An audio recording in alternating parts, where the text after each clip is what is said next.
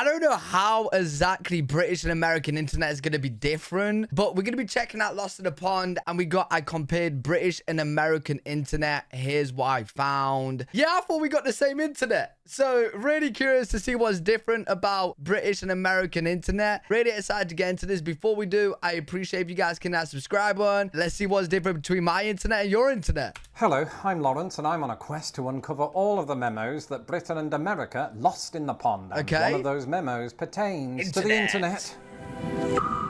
I wonder what we got in this. Specifically, the ways in which the act of web browsing differs on either side of the pond. Okay. The fact that you're watching this video means that you, in some form or fashion, are yourself a web browser. Right. As in somebody who browses the web, not the other kind. And as somebody who's been chronically online while living in both countries, I've found, often to my chagrin, that certain features of the internet do get lost in translation. For starters, there's the pronunciation of YouTube, on which I continue my march toward 1 million subscribers. And if you've not yet become one yourself, do that now. His link will be in the description. In the meantime, here are some big ways that Brits and Americans experience the internet very differently. Right.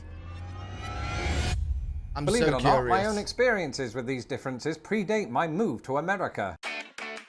It was the sweet summer of 1996. At 14, I had spots on my face and an Oasis poster on my wall. Nice. For the first time, I heard one of the most magical sounds of all time. That's right, dial-up internet, or as my dad called it. Yo, nowadays, that sound would be scary, bro. Called it the net. My American viewers might be thinking, back then, I wonder if Britain had an equivalent of America Online, perhaps something like Britain on Q. And the truth is, our equivalent of America Online was America Online, UK. As somebody who was coming of age at the dawn of this time was America Online. AOL, I remember AOL, UK hits 500,000. What, is that like 500,000 access to the internet? UK. As somebody who was coming of age at the dawn of this new technological era, it's easy to look back on AOL with nothing but fondness. Not least because it prompted the second most magical sound of all time. You've got post. That was the voice of the British actress, author, presenter, producer and activist Dame Joanna Lumley telling me that I'd received something called an email in the most British way possible. Wait.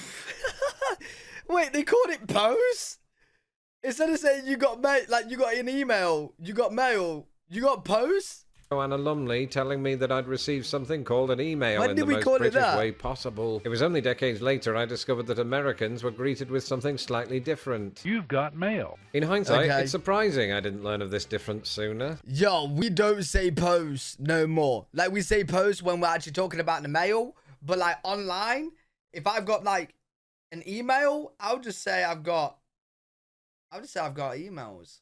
I got mails. I'll just say emails. I definitely don't say posts. After all, I would have known even then that Britain and America employ different words for the delivery of letters and parcels. Right. But also, one other major thing AOL did for me in 1996 through the medium of its chat rooms was enable my first chats with Americans. As well as finding out that American teens were utterly divided on jagged little pill, I also picked up a stash of hip new American internet slang words. This included mysterious abbreviations like BRB and LOL. Little did any of us know that these observations, not to mention the internet itself, would one day prove pivotal to the success of my channel, but that's only because YouTube didn't exist yet. Good evening. A recent study by the Quincy Gazette found that almost 51% of British consumers prefer to shop online. This is in stark contrast to Americans, of whom only 39% said the same. Analysts fear that this could see the demise of the British high street, not to mention human willpower. Yo, that's actually a true thing, bro. How many of you guys prefer to shop online than shop in stores? Me personally, I prefer to shop online. I don't really shop in person much. So like, yeah, I can see you really dying out eventually. Thanks, Roger. The leading reason that Brits are gravitating toward online shopping might surprise you. In a recent study, 25% said they did it because they like not having to queue. Up next, true. Where did it all go wrong for Britain? Just as online spending habits differ between Britain and America, so too does the shopping experience. This week, to investigate the matter further, I set up 2 online accounts. One at Sainsbury's in the UK and another at Target in the United States. Right there within the sign-up process itself was a glaring anomaly. Both retailers required me to provide an email address, my first and last name, and an account password. However, only one asked for my title, Sainsbury's. And guess what? But is optional. You don't have to pull it. This is in line with my own experience. In general, this particular drop-down seems to be way more prevalent on UK sites than American ones. Okay, But what interesting. excited me most was the sheer number of options. Mix, Mr., Mrs., Micken what? ones. But what excited me most was the sheer number of options. What is... Ah? Oh, my God. Dame. What are they? Mix, Mr., Mrs., Miss, Doctor, Earl, Lady, Lord, Countess, Ms., Captain, Sir, Sister, Dame for Joanna Lumley, Reverend, never but alas, seen no that. YouTube sensation. Against my better judgment, I went with Lord, slightly concerned I could be breaking some weird UK law. You Before I imagine. could complete sign-up, the issue of my phone number arose. Target, to its credit, was really cool about the whole thing, saying it was optional, no problem, forget we even asked. Sainsbury's okay. threatened me with an exclamation mark. Yo, that is true. You do have to put your phone number on UK sites. You have to. Like for sites like this, shopping sites, you have to. Interesting how you guys are optional with that. With an exclamation mark. Give us your number or you will spontaneously combust, so I had no choice. Or, counterpoint, I had many choices of country code. Problem was, all of the countries listed were European countries, or not America countries, as my wife's cousin Chad calls them. Either Okay. way, with only a US number to my name, I couldn't physically set up a Sainsbury's account. Well, that's which is awkward weird. because we'd planned a whole segment about it. Instead, let's talk about cookies. Or, as we say, Wait, that's strange. Why can you not set one up? Like, what if you're an American moving to... I suppose you'll get a new phone if you was moving. Oh, weird. in Britain, biscuits. Let's talk about cookies. Or, as we say in Britain, biscuits. Right. I'm talking about internet cookies. If you visited a Oh, UK yeah, website okay. in the last few years, chances are you were greeted by a pop-up like this one at All the amazon.co.uk asking you to select your cookie preferences. This is because such cookie banners were mandated by an EU directive, prompting Uncle Toby to say, but the UK is no longer part of the EU. Which is why the UK was forced to come up with its own almost identical Data Protection Act in 2018. Okay. Basically, it states that websites must get the user's consent over the use of cookies, which are small text files that websites store on a user's computer to remember information about their browsing activity. Yo, do you guys in America get those pop-ups as well? Cookie pop-ups or not? Proponents of the cookie law say that these new measures will help protect people's privacy.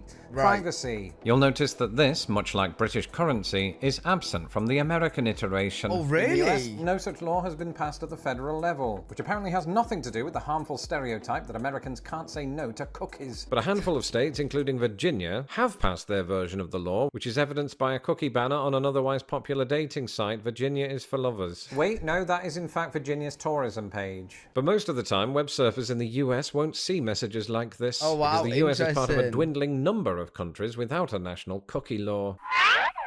For a country that greatly values liberty, this presents something of a paradox. Say yes to Yo, it is weird how, like, we're the same. You know what I mean? Like, we're both people using the same thing, a computer, right?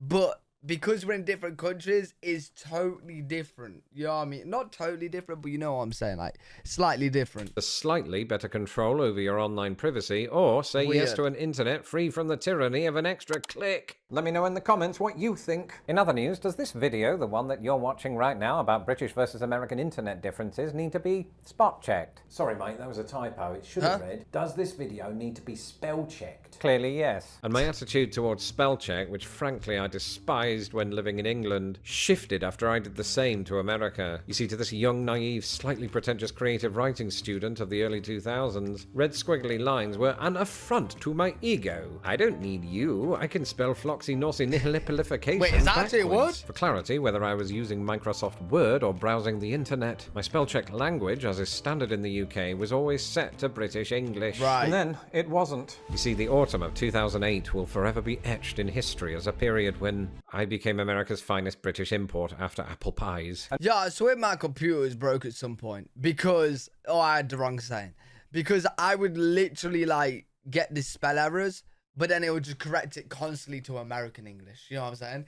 Bro, I don't, it was years ago. So I probably definitely chose the wrong language. In history as a period when I became America's finest British import after apple pies. And moving here almost certainly meant that I'd have to update my spell check settings to American English. Right. After all, I'd be applying for American jobs online, addressing American subscribers on does make social media, sense. and penning incisive news for the Quincy Gazette. The American fast food chains Burger King and Dairy Queen have concluded their royal tour of a local man's intestines. Thankfully, American spell check kept me in check. In fact, those red squiggly lines have become very useful before posting on Threads and or Twitter. Speaking of error messages, remember earlier when I said this? I couldn't physically set up a Sainsbury's account. Well, for the last 3 minutes, my team has been frantically trying to come up with alternatives. Fake number? The supermarket, not the country, also required a phone number. Tesco wouldn't even let me access their sign-up page. And Asda actually just wanted my email and password. Asda it is. The first thing I noticed on Asda's page was the UK spellings of favourite and centre. Not to mention the use of trolley instead of cart. The inclusion of these Britishisms does of course make sense on a British website for British people. But after living in the United States for 16 years, I just forgot what it was like to access a British website. Not to get Yo, everyone's gonna have to do this at some point, bro. Listen, if you're watching this,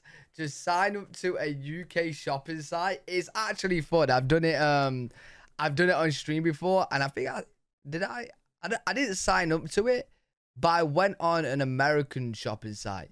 And bro, it's so interesting. But sign up to one, go on like Asda or Tesco and just browse through the food we have and stuff like that.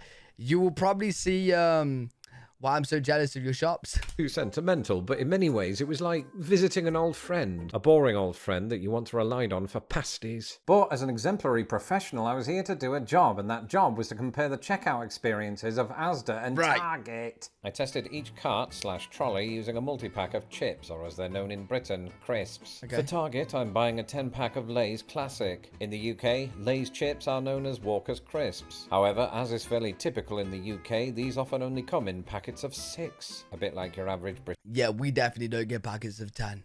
Just packets of 6. And then you can get like boxes of like 30. British comedy. And I've never noticed this before, but each store breaks down the cost of an item relative to its weight. So at Target, a 10-pack of Lay's Classic comes in at 67 cents per ounce. At Asda, a 6-pack of Walker's Ready Salted equates to £1.33 every 100 grams. To work out which offers better value for money, I'd need to convert not just pounds to dollars, but grams to ounces. And that's really painful for a Monday. I think Asda has the better deal. Anyway, I added both items to their respective carts and went to the checkout. On Asda's site, I was greeted by an unfamiliar button, Book a Slot. As the name suggests, Asda lets you book your shopping delivery like you're reserving a table at a posh restaurant. I chose my delivery for between 7 a.m. to 8 a.m. this Wednesday. Wait, but you're in America. You're in... Bro, I don't think it's going to get there, my guy. On the proviso that I intend to cancel it once this experiment is over. Now, I'm not saying that this is just a British versus American thing. It's just that in general, there are two key differences on either side of the pond. Number one, the phrase book a slot is unlikely to show up on American sites where choose a time slot is greatly preferred. And number two, British grocery stores typically offer more precision over delivery time. Asda and Sainsbury's allow you to book a slot by the hour. And for that matter, a fortnight in advance. And for my American viewers, that's 2 weeks. Whereas Walmart's in-home delivery comes in 4-hour increments. Wait, in America, do you not say fortnight? That's 2 weeks. Whereas Walmart's in-home delivery comes in 4-hour increments. Target, meanwhile, insists I'll get my 10-pack by this Thursday at an unspecified time. To its credit, Target's delivery times are more specific when ordering perishable goods. But even then, this is only for same-day purchases. Wait, yo, that's actually crazy, bro. That's actually crazy because like with food, you need to be there. It's not like ordering something from Amazon, right? Like if you're not there, they might deliver it another day or leave it in the same place. With food, bro, they can't do that. So like an hour slot seems good. You know what I mean? Because like you can wait around for it. 4-hour slot? Bro, you're waiting around for 4 hours? World problems. And actually, I won't receive it at all if I don't meet Target's $35 minimum expenditure for delivery. Therefore, I changed the quantity of my purchase to 6. Nice. To keep things fair, I did the same at Asda, which does not set limits on your expenditure, but will charge you £3 for orders under 40. Nonetheless, my Target order came in at roughly twice the cost of my Asda purchase, despite boasting only 1.66 more packets. This is especially eye-opening when you consider that these costs include higher package packing and delivery fees at Asda than at Target. So it's Okay. fair to say that compared to Target, when it comes to crisps, Asda really does offer better bang for your buck, or quid. I love how we compared the internet in this video, right? And we just started comparing crisps, dude. Yo, I love this guy, man. Despite all of the many word variations between British internet and American internet, one country will often influence the other. Roger? History reveals Maybe that despite the best America. efforts of Joanna Lumley, the word email soon caught on with Brits, such as Joanna Yeah. Lumley. You have email. Roger Badger, BNN News, Bridlington. If we've learned anything today, it's that the internet, with the potential to bring the entire world together, usually strives to do the opposite. Indeed, on many websites, the English language is represented by an American flag, which is a war crime in Britain. But Wait, really? Yo. Me personally, that don't bother me, but that would actually annoy so many British people. Let's say like an American and a Brit was like in an argument and you mentioned this, yo, that would trigger them. language is represented by an American flag, which is a war crime in Britain. But Yo. we've also learned that Britain Yo, listen, Americans, listen. If somebody, and we've all heard it before, I've even seen it in my own comments, right? If somebody replies to you saying English is from, like, English language is from England, you guys can say, yeah, but it's got the American flag. Britain Boom. and America have different words and spellings. I mean, who saw that Yeah, the coming? spellings And we've and learned words that are cookies are all crazy. well and good until you have too many of them. That Well, was I interesting. can't have too much. You guys need to tell me your experience with like American internet and if you know a British internet. But my experience, we all can get access to VPNs. My experience, bro, you guys get better like shows, movies, TV series over in America earlier than us, which is really annoying. So like you have to go on a VPN, connect to America, and then you get all your shows. So in my experience, that's the biggest difference, bro. You guys get shows early, better shows. So yeah, that is the biggest difference for me personally. You guys just get things earlier, man, and better things over there. So it's always good to get a VPN and connect to America. But yeah, really interesting video. Enjoyed that. Hope you guys enjoyed as well. Let me know what you guys think in the comment section. If you guys did enjoy, make sure you leave a thumbs up, subscribe for more content. I'm live every single day on twitch.tv/L3WG. If you guys want to check me out over there, I'll see you all in the next one. Peace.